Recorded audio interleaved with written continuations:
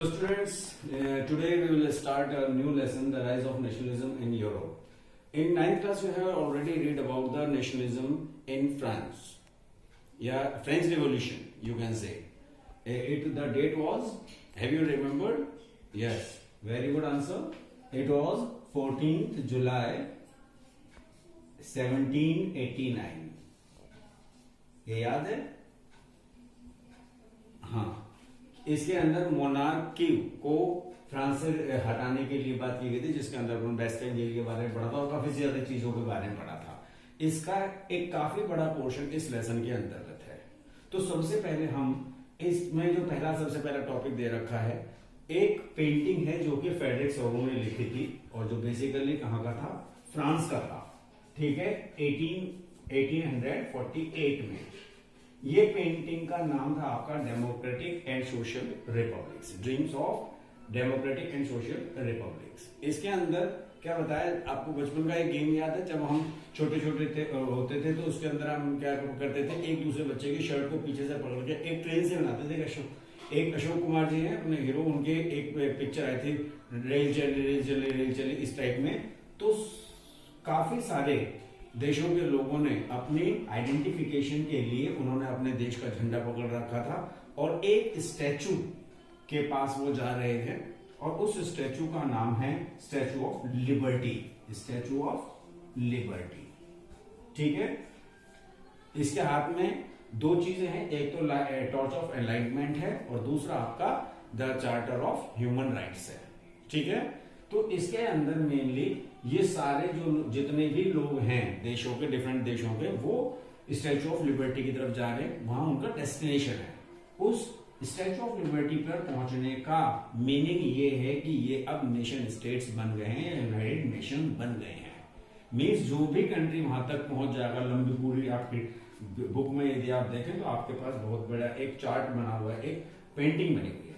तो उसके अंदर एक अलग चीज दिखा रखी है, एक आपका स्टैचू ऑफ लिबर्टी हो गया, दूसरा आपकी ट्रेन हो गई, डिफरेंट लोगों के द्वारा देशों का अपना झंडा लेकर वो चल रहे हैं। इसके अंदर जो सबसे सामने एक कूड़ा कबाड़ा सा दिखा रखा है, वो क्या है आपका एब्सोल्यूटिस्टों का रिमेन है, यानी कि अवशेष है। कहने का मीनिंग ये है कि एब्सोल्यूटिस्टों का एंड हो चुका है, यानी अब ये एंड होना, यानी मोनार्क का एंड हो जाना। अब ये क्या है, यूटोपियन विजन है। मींस एक ऐसी स्थिति जो है तो बहुत आइडियल, परंतु वास्तविक जीवन में उसका होना संभव नहीं है। जैसे आपने सुना होगा राम राज्य, तो राम राज्य वो कंडीशन थी जहां पर कोई भी ताला नहीं होता था, चोरों का कोई भय नहीं होता था, किसी प्रकार का कोई भी करप्शन नहीं होता था, चोरी चकारी नहीं होती थी। तो ऐसा ही एक यूटोपियन विजन किसने दिखाया है, पेंटिंग ऑफ फ्रेडरिक सोरो ने, जिसका नाम था डेमोक्रेटिक एंड सोशल रिपब्लिक। ठीक है, उसके बाद में अब नेशन स्टेट्स और मॉडर्न स्टेट्स दो के बारे में आपको बताया है। पहली बात तो जो इस लिबर्टी को, स्टैचू ऑफ लिबर्टी को पार कर गए हैं, वो देश आपके बन गए हैं क्या, नेशन स्टेट्स। इसमें अपन एग्जांपल ले सकते हैं, कौन, एक तो आपका बन गया था यूएसए यानी कि यूनाइटेड स्टेट्स ऑफ अमेरिका, और दूसरा आपका स्विट्जरलैंड क्या बन चुका था, नेशन स्टेट्स बन चुका था। ठीक है, ऊपर इसके जस्ट पीछे, यानी जैसे अपन कहें तो स्टैचू ऑफ लिबर्टी को अपन पार करना, तो जस्ट अपन ने पांव यहां तक रखा है, तो इसका अगला कदम उठते ही क्या बन जाएंगे हम, नेशन स्टेट्स बन जाएंगे। और ऐसी कतार में जो सबसे पहले लगा हुआ है वो कौन सा देश है, फ्रांस है। फ्रांस मीन्स जहां का कौन है, फ्रेडरिक सोरो है, जिसने पेंटिंग बनाई कि भाई अब मेरा जो देश है वो क्या बनने वाला है, नेशन स्टेट बनने वाला है। अब उसके पीछे कौन है, जर्मनी है, फिर उसके पीछे काफी सारे देश हैं। ठीक है, ये पेंटिंग आपकी पूरी हुई। अब इसके अंदर अपन ने ऊपर की तरफ आपका चौथा जो सीन है वो आपका है जीसस क्राइस्ट के बारे में है। जो जीसस क्राइस्ट किसके बारे में बता रहे हैं, आपके लिबर्टी और फ्रेटर्निटी के बारे में बता रहे हैं। संत जो है इस बात पर खुश हो रहे हैं, देवी देवता जो ऊपर से देख। ठीक है, अब इसके अंदर आपकी दो चीजें, एक तो मॉडर्न स्टेट है और एक आपका यूनाइटेड स्टेट है। मॉडर्न स्टेट का मीनिंग क्या है कि जो आपके पास पावर रहेगी वो सेंट्रलाइज्ड पावर रहेगी और वो एक डेफिनेट एरिया में है। जैसे अपना एक राजस्थान है, तो राजस्थान में पूरे कितने स्टेट हैं आपके, 33 यूनाइटेड आपका राजस्थान में, राजस्थान के अंदर कितने डिस्ट्रिक्ट हैं, 39 डिस्ट्रिक्ट, 33 डिस्ट्रिक्ट, सॉरी। ठीक है, तो 33 डिस्ट्रिक्ट के अकॉर्डिंग ये क्या हो गया, एक तरीके से मॉडर्न स्टेट हो गया, यानी जिसमें पावर सेंट्रलाइज है और उसके डेफिनेट टेरिटरी, बस इतना ही काफी है।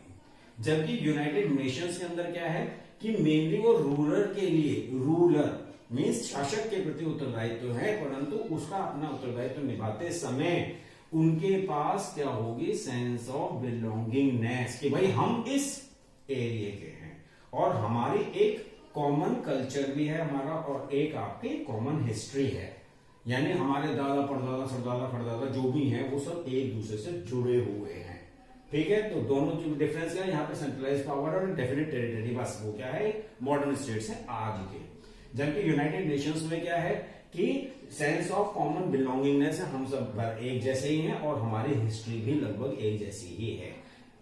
ये सारी चीज आपकी क्या कहलाएंगे, किसके अंदर के पॉइंट्स हैं आपके, पेंटिंग ऑफ फ्रेडरिक सॉरो जो कि 1848 में बनी थी, जिसका नाम था डेमोक्रेटिक एंड सोशल रिपब्लिक। टिस्नो का यहाँ पर रिमेन दिखाया, यूथोपियन रीजन है, नेशन स्टेट्स बन रहे हैं, जो इसका डेस्टिनेशन क्या है, स्टैच्यू ऑफ लिबर्टी, जिसके हाथ में light of torch of enlightenment है, एनलाइटनमेंट, ठीक है। और उसके बाद में दूसरे हाथ में आपका चार्टर ऑफ ह्यूमन राइट्स है।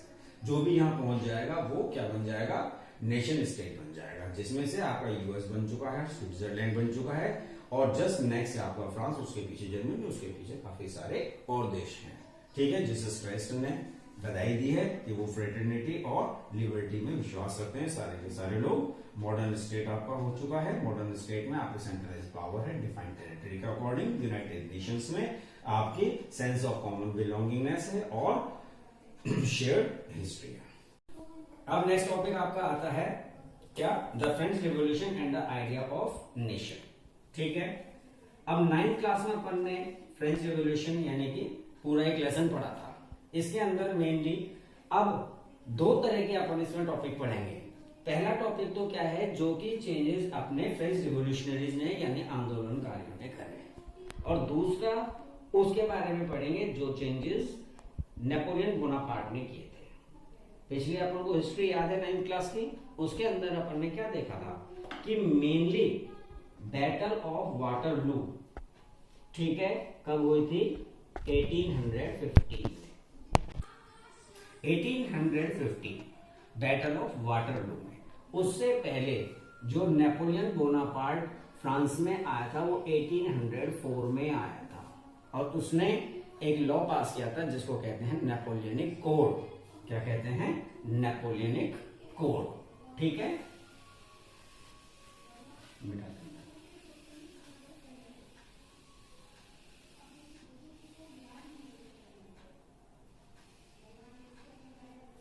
क्या करा था, नेपोलियन कोड या सिविल कोड, ये दोनों ही एक ही हैं 1804 के नाम से। फिर उसने तकरीबन 11 साल तक शासन किया था 1815 में बैटल ऑफ वाटरलू के अकॉर्डिंग और ट्रीटी ऑफ वियना के अकॉर्डिंग, ट्रीटी ऑफ वियना। ठीक है, एक गाना आप याद रख सकते हैं, कौन सा, इया इया इया ए, इया इया इया ए, मीन्स रशिया, ऑस्ट्रिया, प्रूशिया और ब्रिटेन, इन चारों ने मिलकर नेपोलियन को हराया था 1815 में बैटल ऑफ वाटरलू। ये आपको पता होना चाहिए, 9th क्लास में आप पढ़ चुके हैं। तो पहला सेक्शन आपका आता है जो चेंजेस रेवोल्यूशनरीज ने किए थे 1789 से लेकर और 1804 तक, और फिर उसके बाद में 1815 के बाद इसके अंदर सोवरेनिटी यानी स्वयं प्रभुता was transferred from the monarchy to the French citizens. It means they have to pass the constitution according to which the power of monarch would be limited.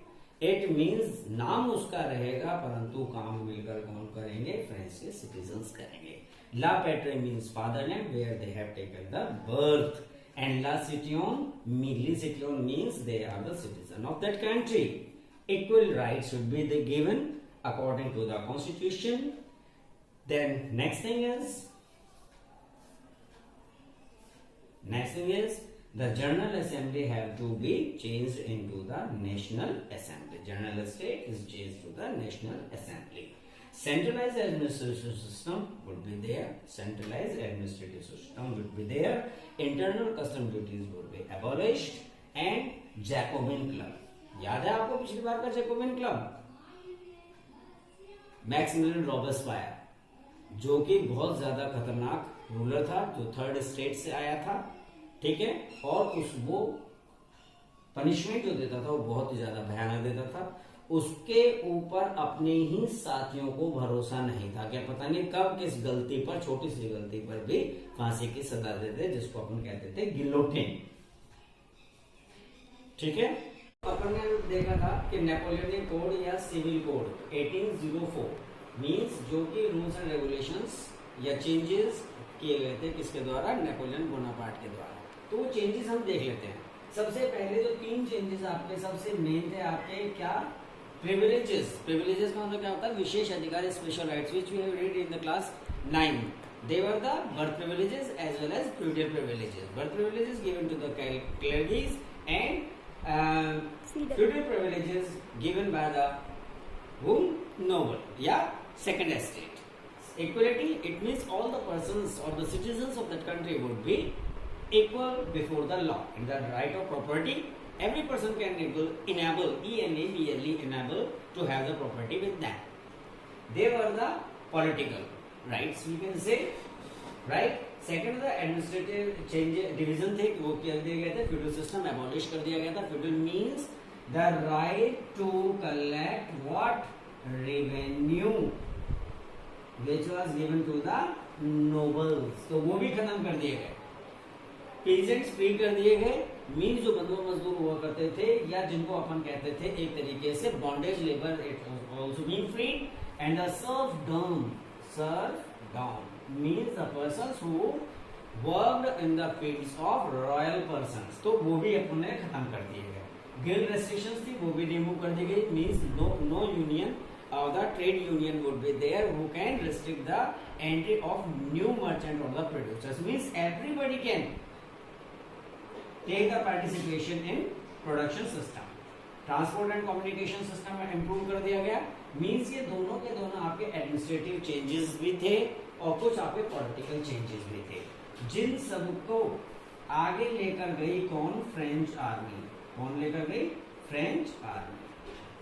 ठीक है, जिनका काफी सारे देशों में वेलकम किया गया था, जैसे कि हॉलैंड और स्विट्जरलैंड। ठीक है, और जैसे कुछ सिटीज भी थे, ब्रुसेल्स, मेन्स, वार्सो और आपका मिलान। यहाँ पर इनका क्या किया गया था? स्वागत किया गया था। भाई बहुत अच्छी चीज लाए, लिबर्टी को ये लेकर आ गए थे, इसलिए इनको हार विनर ऑफ द लिबर्टी कहा गया था। मींस किसको? फ्रेंच आर्मी को। क्यों? क्योंकि इतने सारे चेंजेस नेपोलियन के कहने पर ये पूरे यूरोपियन कंट्रीज में फैलाने के लिए आगे गए थे। परंतु ये उत्साह, ये जज्बा धीरे धीरे ठंडा पड़ गया। अब क्यों ठंडा पड़ गया भाई? यहाँ पर तुमने सारा का सारा चेंजेस बता दिए नेपोलियन वार में, ये क्या, वो क्या, वो किया, ये सारे के सारे चेंजेस कर दिए। फिर ऐसी क्या घटना घटित हो गई जिसके कारण ये सारे के सारे एडमिनिस्ट्रेटिव चेंजेस पॉलिटिकल फ्रीडम के साथ नहीं चल पा रहे? मींस यहाँ पर हम दोनों ही चीजें चाह रहे हैं, पॉलिटिकल फ्रीडम भी चाह रहे हैं और एडमिनिस्ट्रेटिव अरेंजमेंट भी चाह रहे हैं कि ये दोनों चीजें एक साथ में। ऐसा कैसे हो सकता है भाई? यदि आप अपनी ड्यूटी करते रहें और आपके पास राइट ना दिए जाएं तो फिर आप वो काम कैसे करेंगे? और जब आपके पास राइट ही राइट और ड्यूटी न दे रहे तो आप उसका मिसयूज कर सकते हैं। इट मींस इन दोनों के बीच में कोई भी कॉम्बिनेशन नहीं बैठ रहा था, इसलिए खत्म कर देने पड़े कुछ एडमिनिस्ट्रेटिव चेंजेस। देखिए क्या क्या थे आपके? भारत, फ्रांस को एक पूरा विजेता बनने के लिए किन 3 चीजों की जरूरत थी? ये 3 चीज थी। कौन कौन सी? इंक्रीज टैक्स करना, फोर्स्ड कॉन्स्क्रिप्शन आर्मी के अंदर, और सेंसरशिप आप पढ़ चुके हैं। आज जब अपन टीवी देखते हैं या कोई भी पिक्चर स्टार्ट करते हैं उसके ऊपर एक सर्टिफिकेट सा बना हुआ आता है। वो क्या चीज होती है? सेंसरशिप का बोर्ड ऑफ सेंसरशिप उस सर्टिफिकेट को अलाउ करते हैं कि आप उस चीज को पब्लिकली ओपन कर सकते हैं। क्यों? क्योंकि आपकी ये पिक्चर किसी प्रकार के माइनॉरिटी को या किसी भी ग्रुप के पर्संस के इमोशंस को हर्ट नहीं कर रही है। तो ये सब चीजें जरूरी थी, ये 3 चीजें, ये इंक्रीज टैक्सेशन, फोर्स कॉन्स्क्रिप्शन और सेंसरशिप, ताकि फ्रेंच आर्मी जो एक बड़ी कंट्री के रूप में अपने आप को डेवलप कर सकें, ठीक है। परंतु ये सारा का सारा बेकार हो गया। क्यों? क्योंकि पॉलिटिकल अरेंजमेंट और पॉलिटिकल फ्रीडम और पॉलिटिकल एडमिनिस्ट्रेटिव चेंजेस, ये दोनों एक साथ नहीं चल सकते। This way we can see that what were the changes made by the Napoleon Bonaparte as well as revolutionaries. ठीक है, तो next chapter, next topic is after that making of nationalism in Europe.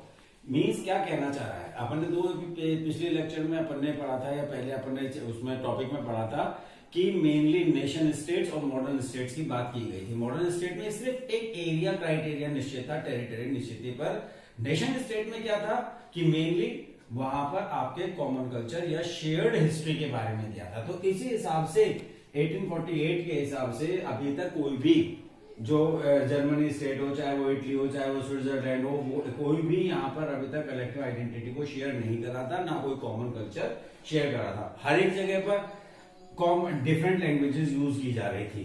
Habsburg empire जो था patchwork के रूप में था, यानी छोटे छोटे राष्ट्रों को मिलाकर बना हुआ था। पैचवर्क का मतलब जानते हो ना, जो रोड जो टूट फूट जाती है तो उसमें चारकोल धीरे धीरे अलग अलग स्पॉट्स पर डालकर रोड ठीक की जाती है, उसे पैचवर्क कहते हैं।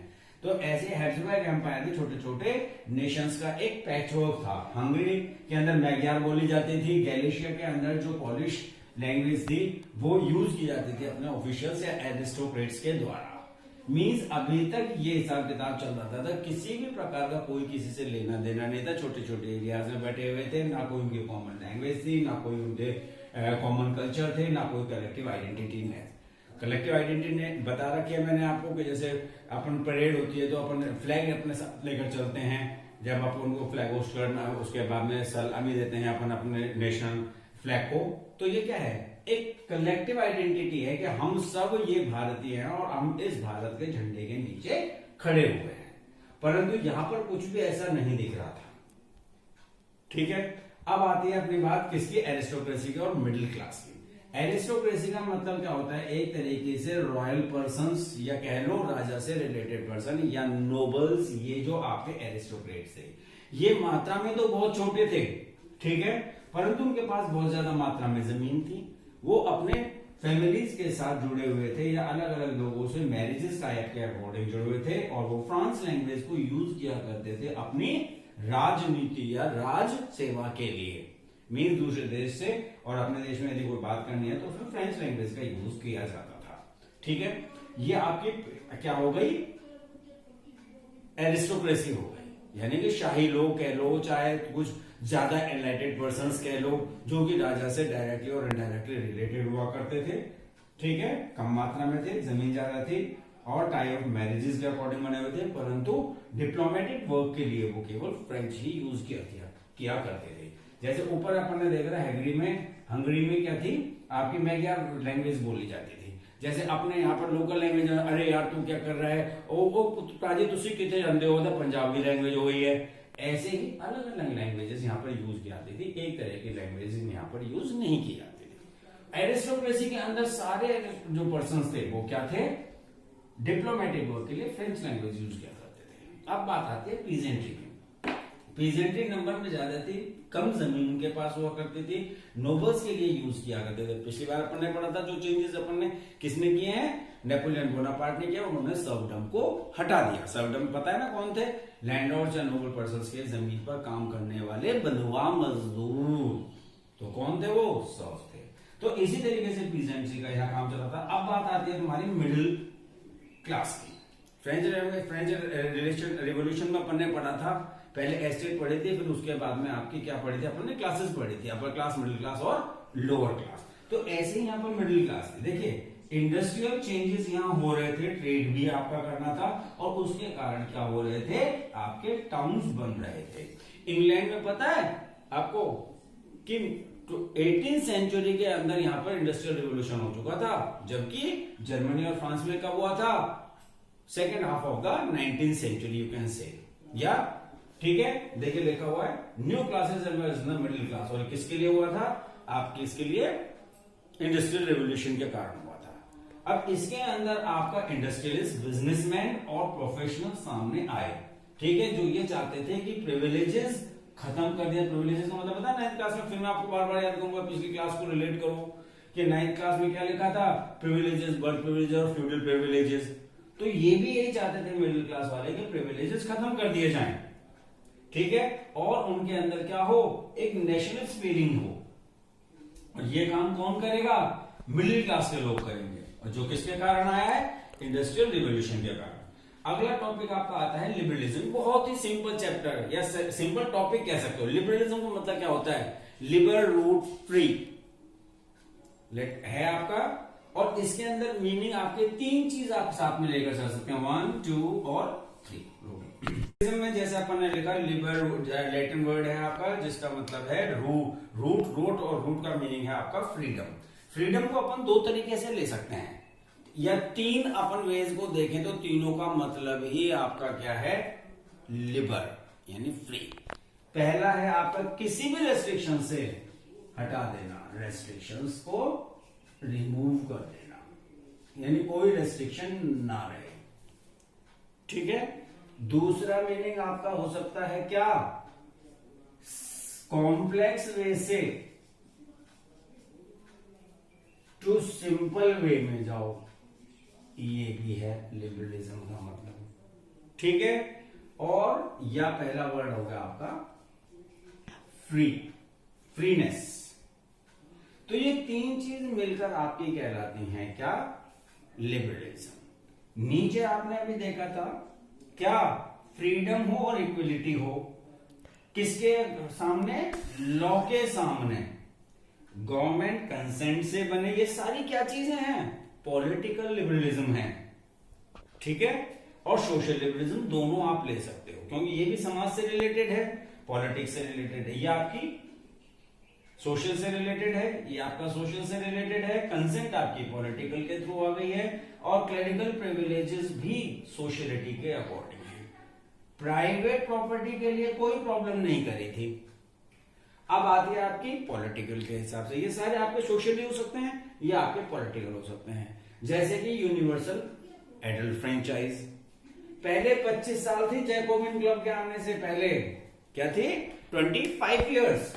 उसके बाद में जैकोबिन क्लब आए, मैक्सिमिलियन रॉबिस्पायर अपन ने 9th में पढ़ा है, तो इन्होंने क्या किया कि मेनली 21 इयर्स रख दिए। क्या भाई 21 ईयर वाला क्या कर सकता है? वोटिंग कर सकता है। इसके अंदर चाहे वो प्रॉपर्टी पर्सन हो चाहे वो नॉन प्रॉपर्टी हो। उससे पहले 25 साल का था। 25 साल के लिए क्या था? आपके 3 दिन की सैलरी को टैक्स में देता हो। यह पिछली बार अपन ने पढ़ रखा है। प्रॉपर्टी वाला पर्सन होना चाहिए, तभी वो टैक्स देगा। पॉलिटिकल राइट हो गए। यहां पर वुमेन की बात की गई है। वुमेन को तीनों टाइमों में कभी भी किस चीज का वोटिंग राइट नहीं मिला। क्या नहीं मिला? Voting right. वुमेन को कोई भी वोटिंग राइट नहीं मिला। नो।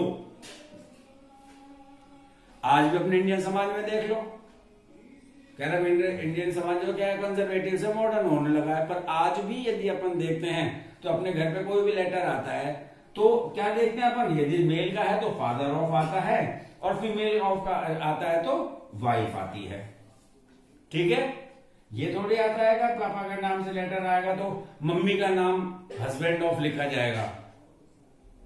ऐसा नहीं होता। तो अपने क्या चीज है कि मेनली अपन को मेल डोमिनेटेड रहते थे। डोमिनेटेड, ठीक है। तो वुमेन क्या थी? माइनर के वे में थी। आज प्रॉपर्टी के ऊपर किसका अधिकार मेनली होता है? मेल का अधिकार होता है। मेल अपनी प्रॉपर्टी को दे देता है। तो इसलिए वुमेन क्या कहलाएगी आपकी? माइनर। तब भी कहलाती थी। फ्रांस के अकॉर्डिंग, फ्रांस में पता है कब मिला था? याद हो आपको?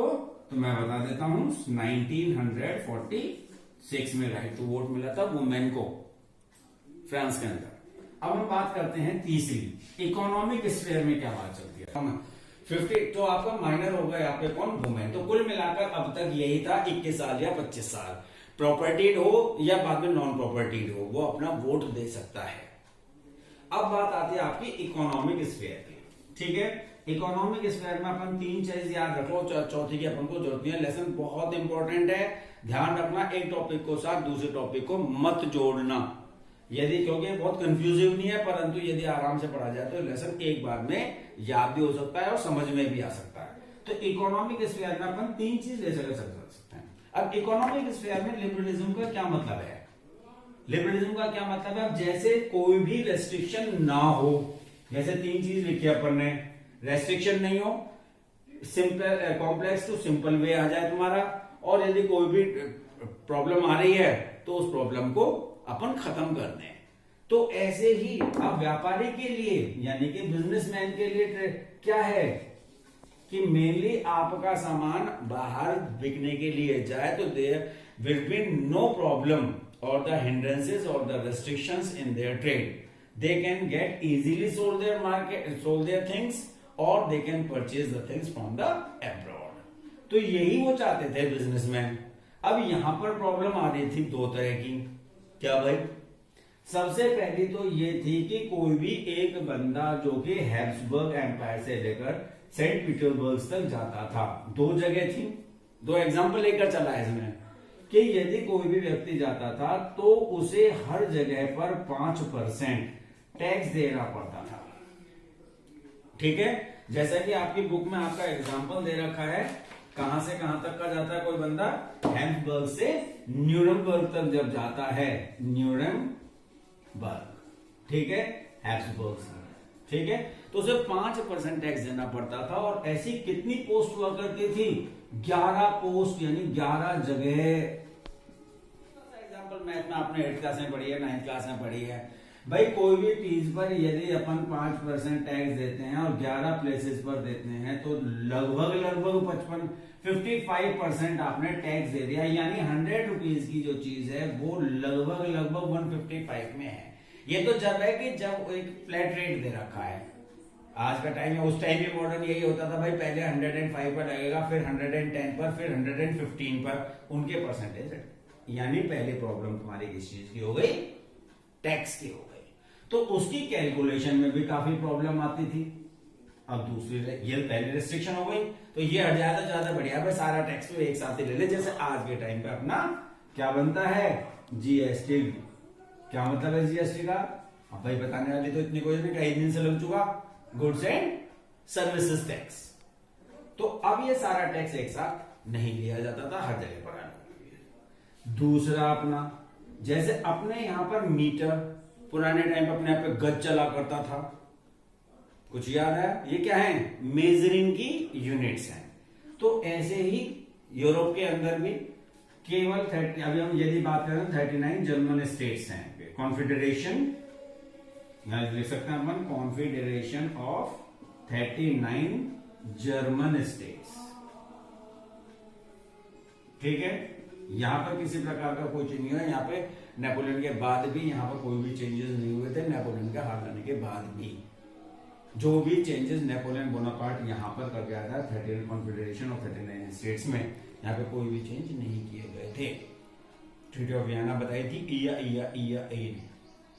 ठीक है। चलिए आगे, अब यहां पर जैसे अपने यहां पर क्या है, मीटर है, एक आपका हैंड स्पैन, गज जैसे ब्लान में जैसे अपन नापते हैं भाई, मीटर में, गज में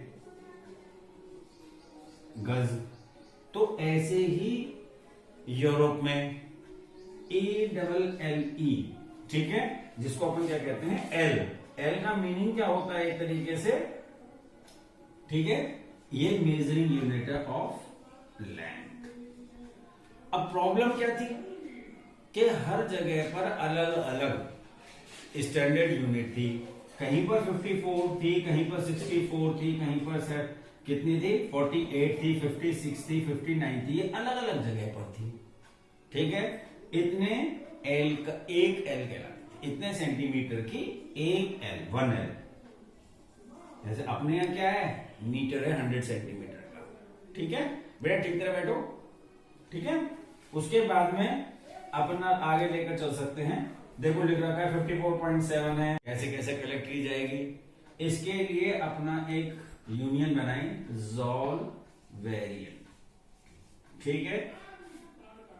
ज़ोलवेरियन एक कस्टम ड्यूटीज की थी जो कि मेनली उस एरिया में लगाए जाए, किन किन टैक्सेस को लगाना है, किन किन टैक्सेस को हटाना है, क्योंकि हम टॉपिक पढ़ रहे हैं क्या, लिबरलिज्म, यानी कि रेस्ट्रिक्शंस को हटाना। अब ये रेस्ट्रिक्शन लगा रही है और हटा रही है। ऐसे में इसने भी, जो कि 1834 में एस्टेब्लिश की गई थी, ठीक है। और इसके अंदर क्या बताया गया था, प्रशा, ठीक है, और जर्मन स्टेट्स के अंदर टोटल मिलाकर कितनी करेंसीज थी, 30। जैसे अपने यहां पर तो केवल 2 ही करेंसियां टाइप में, एक आपके इंटरनल ट्रेड के लिए, एक आपके एक्सटर्नल ट्रेड के लिए, जिसमें कंपैरिजन अपन को करना पड़ता है किससे, डॉलर से। जबकि इंडिया में क्या चीज है आपकी, रुपीज। पहले अपने यहां चलते थे आना, 2 आना, कौड़ी, यदि याद हो, ठीक है। It means there were many types of currencies in that area. तो Zollverein converted these 30 currencies into how many, 2 currencies। तो जिसके कारण ये प्रॉब्लम्स का सॉल्यूशन हो गया, ठीक है। लिबरलिज्म मतलब फ्रीनेस, नो रेस्ट्रिक्शंस, या फिर coming of the simple complex way to simple way, these are known as the liberalisation. तो 3 तरह के लिबरलाइजेशन अपन ने पढ़ लिए। इकोनॉमिक स्फीयर में ही 3 टाइप के हैं। उससे पहले अपन ने किसमें पढ़ा है, सोशल वे में और पॉलिटिकल वे में। सोशल वे में सबसे ऊपर था, ठीक है, डिग्निटी के बारे में बात की गई है। फिर उसके बाद में आपका था पॉलिटिकल, और फिर आपका इकोनॉमिकल। इकोनॉमिकल में आपके ये तीनों चीजें हैं, टैक्स के बारे में, मेजरिंग यूनिट के बारे में, और तीसरा आपका ज़ोलवेरियन जो कस्टम यूनियन थी, और साथ में जिसने 30 चलता है न्यू कंजर्वेटिज्म आफ्टर इन 1805, ठीक है। अब कंजर्वेटिव के बारे में अपन को पहले भी पता है। कंजर्वेटिव का मतलब होता है अपनी पुरानी सोच रखना, यानी अपने कल्चर और ट्रेडिशन को बचाए रखना, ताकि इसको कोई भी करप्ट ना कर सके। जैसे कि अपन को कंजर्वेटिव का मतलब पता है ही है, जैसे अपने दादा दादी की जो विचारधारा पुराने टाइम पर हुआ करती थी, अपने खाने, बोलने, पहनने, इन सब के कंसर्न में, तो उसे हम कहते थे कंजर्वेटिज्म, ठीक है। अब नेपोलियन बोनापार्ट ने जो चेंजेस किए थे, वो वहां पर उनको लगता था कि भाई वो चेंजेस उनके क्या कर सकते हैं, उनको ज्यादा मजबूत कर सकते हैं, ठीक है। और इसमें अपन को ये चीज देखनी थी कि कोई भी अब जो भी चेंज होंगे, वो अब धीरे धीरे वो एक्सेप्ट करना चाह रहे थे। क्या एक्सेप्ट करना चाह रहे थे, चेंजेस।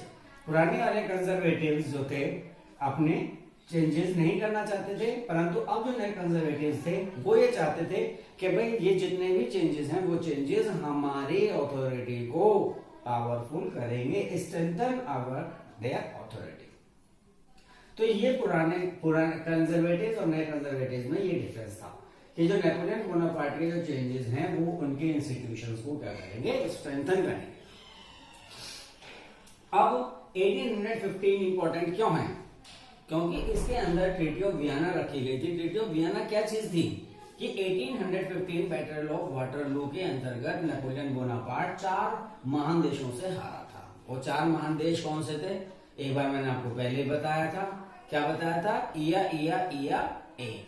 ये इया ए कौन है, यानी कि प्रूशिया, ऑस्ट्रिया, रशिया और ब्रिटेन।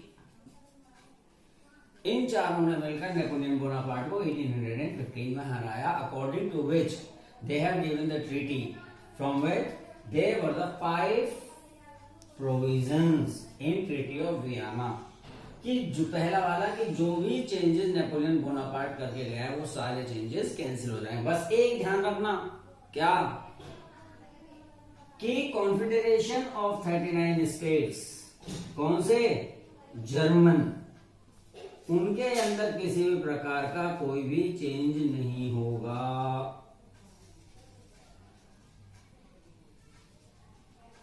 ठीक है। दूसरी चीज, जो मोनार्की, क्योंकि वो एक तरीके से डिक्टेटरशिप लेकर आए थे नेपोलियन बोनापार्ट, तो जो भी मोनार्की सिस्टम पहले हट गया था वो दोबारा से रिस्टोर कर दिया गया। बर्बन डायनेस्टी दोबारा से आ गई। ठीक, और यहाँ बर्बन डायनेस्टी ले सकते हैं आप, BOURBON, बर्बन है ना, वो मिस्टेक है ना बर्बन का, वही। ठीक है, डायनेस्टी। तो बर्बन डायनेस्टी को दोबारा से रिस्टोर कर दिया। पहले जितने भी चेंजेस किए थे नेपोलियन बोनापार्ट के वो सारे खत्म हो गए।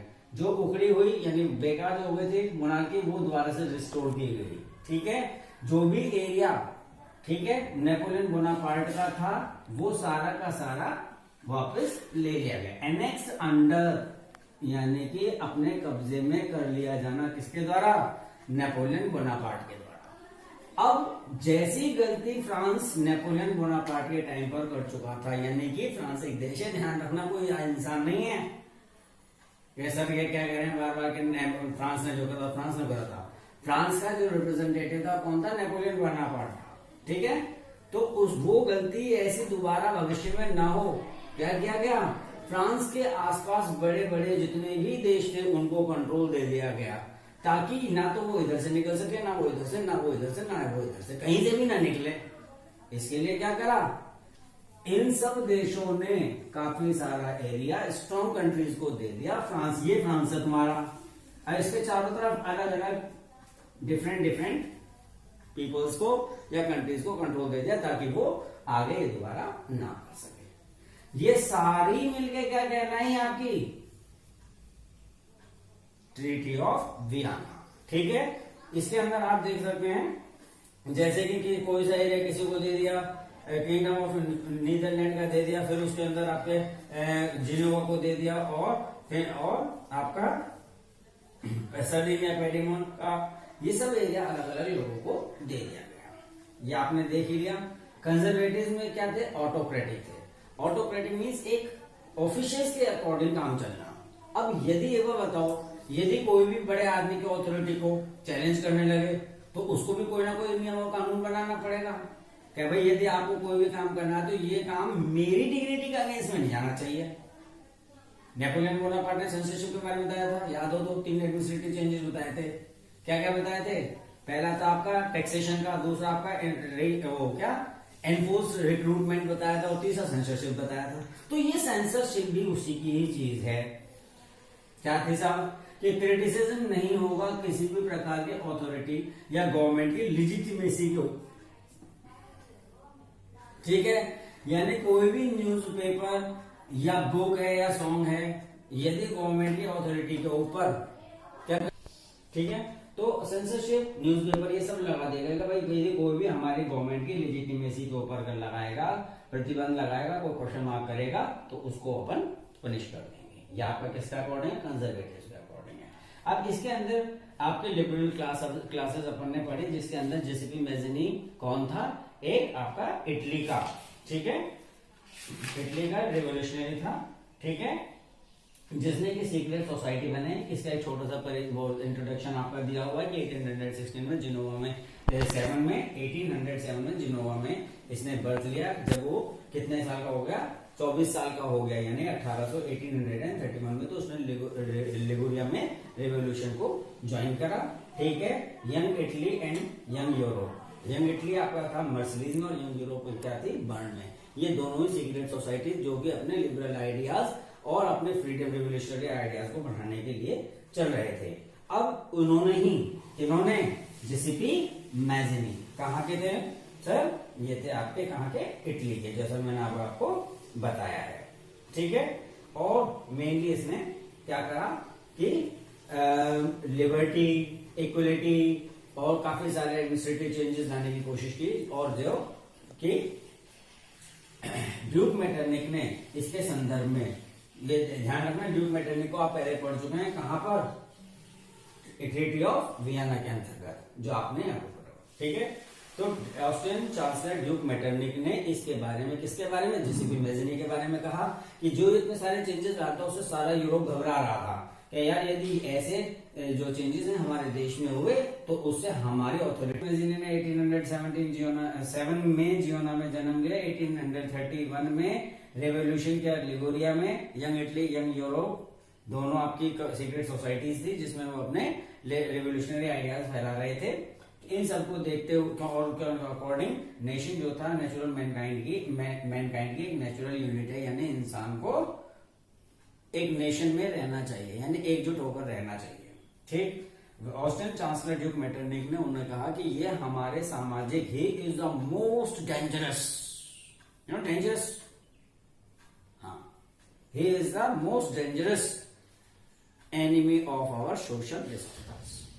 अब आपका न्यू टॉपिक आता है द एज ऑफ रिवोल्यूशन 1830 से 1848। 1848 हमने सबसे पहले कब पढ़ा था?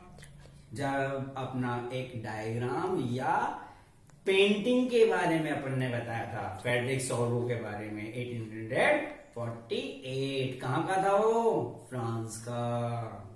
याद आया? चलो आगे। अब अपनी बात आती है सिंपल वे में, किसकी? बर्मन डायनेस्टी अपन ने देख लिया, यहाँ पर अपने छोटे छोटे टुकड़ों में था। जब ऐसी ही चीजों में ना आ जाए, जब फ्रांस ने अपने पूरे के पूरे रिवोल्यूशन को एक्सेप्ट कर लिया था और मेनली काफी सारे चेंजेस नेपोलियन बोनापार्ट के बनाए रखे, कंजर्वेटिव्स ने अपना काम किया, तो ऐसे में ड्यूक मेटरनिक, ये जो अपन ने पढ़ा हुआ है, ऑस्ट्रियन चांसलर ड्यूक मेटरनिक किधर है बेटे, जरा ढूंढ के बताओ। ये रहा ऑस्ट्रियन चांसलर ड्यूक मेटरनिक ने क्या कहा कि जब फ्रांस में हल्की सी भी छींक आ जाती है तो सारे यूरोप को ठंड और जुकाम लग जाती है। क्यों भाई? ऐसी क्या बात थी कि फ्रांस एक सेंट्रल बॉडी था यूरोप की पूरी की, कि यदि हल्का सा भी गड़बड़ हो जाए, अब जैसे दिल्ली में अपने इंडिया के अंदर यदि एग्जांपल लेके चलो, दिल्ली में यदि कोई गड़बड़ हो जाए छोटी मोटी, तो सारे स्टेटों में वो चीज पहुंच जाती है या उसका इफेक्ट पूरे इंडिया के ऊपर पड़ता है। तो ऐसे ही यदि फ्रांस के ऊपर हल्के सा भी कोई भी प्रॉब्लम आ जाए तो तुरंत पूरा यूरोप अफेक्टेड हो जाता है। अब ऐसे ही आइडियाज के बारे में थोड़ा थोड़ा धीरे धीरे हम आज इसमें पढ़ेंगे अपना, कि जैसे जो आपका बेल्जियम था, इस चीज का पूरा असर डाला था किसके ऊपर? बेल्जियम एक पार्ट था किसका? यूनाइटेड किंगडम ऑफ नीदरलैंड का। जब इन रेवोल्यूशनरी आइडियाज को देखा गया तो बेल्जियम ने अपनी स्वतंत्रता नीदरलैंड से प्राप्त कर ली थी। ऑटोमन एम्पायर इसके अंदर अपनी मेन रोल प्ले करता है। देखिए, upheaval done by the liberals in the France in July, revolution था 1830 के अंतर्गत, जिसमें रिवोल्यूशनरीज ने क्या किया? इंस्टॉल किया कॉन्स्टिट्यूशनल मोनार्की, यानी राजा तो रहेगा पर राजा अपना रूल किसके अकॉर्डिंग करेगा? कॉन्स्टिट्यूशन के अकॉर्डिंग करेगा। पिछली बार का अपन ने फ्रांस रिवोल्यूशन 9th क्लास में पढ़ा था, तो कॉन्स्टिट्यूशन बनने उससे क्या होगा? उसकी पावर क्या हो जाएगी? लिमिटेड हो जाएगी। और ऐसे में कौन आया भाई साहब हमारे पास मोनार्क बनकर? Louis Philippe. अब इसके आगे हम जो भी पढ़ेंगे वो पढ़ेंगे किसके बारे में? वहां के यूनिफिकेशन के बारे में। इसमें छोटा सा दे रखा है आपका ग्रीक के बारे में, एक सिंपल सा है इसमें लॉर्ड बायरन, ठीक है, जैसे कि इसके अंदर लॉर्ड बायरन है, ठीक है, वो उसका मेन प्ले अपन ने पढ़ा, जिसमें अपन ने एक तो रिवोल्यूशनरीज के थ्रू, एक नेपोलियन बोनापार्ट के थ्रू चेंजेस पढ़े, पर अपन ने यूनाइटेड नेशंस, ठीक है, यूनाइटेड नेशन या नेशन स्टेट्स के बारे में नहीं पढ़ा था। ये सबसे पहला है ग्रीक, ठीक है, ये ऑटोमन एम्पायर के अंडर, ऑटोमन एम्पायर के कंट्रोल में था, ठीक है। ग्रीक का कल्चर सबसे बढ़िया माना गया है और इस कल्चर को पूरा विश्व कंजर्व या प्रोटेक्ट करना चाहता है, टू प्रोटेक्ट, ठीक है, क्योंकि यहां पर जो बेसिकली रूलर्स थे ऑटोमन एम्पायर पे, वो मुस्लिम रूलर एम्पायर थे, और वो खलीफा आपने पढ़ा होगा 8th क्लास में भी पढ़ा होगा आपने इंडियन में मूवमेंट के बारे में, ठीक है। तो इसमें अपन ग्रीक ऑटोमन एम्पायर के बारे में, तो यहां पर यूनिफिकेशन कैसे हुआ या, ठीक है, तो इसके अंदर मेनली इसकी शुरुआत हो गई थी 1821 में।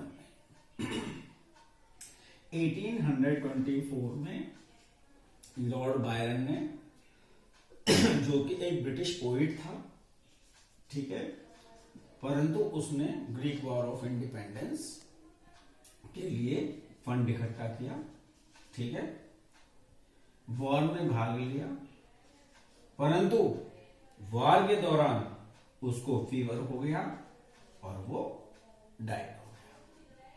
युद्ध में लड़ते लड़ते नहीं मरा है, बुखार के कारण मरा है। और 1832 की ट्रीटी ऑफ कॉन्स्टेंटिनोपल,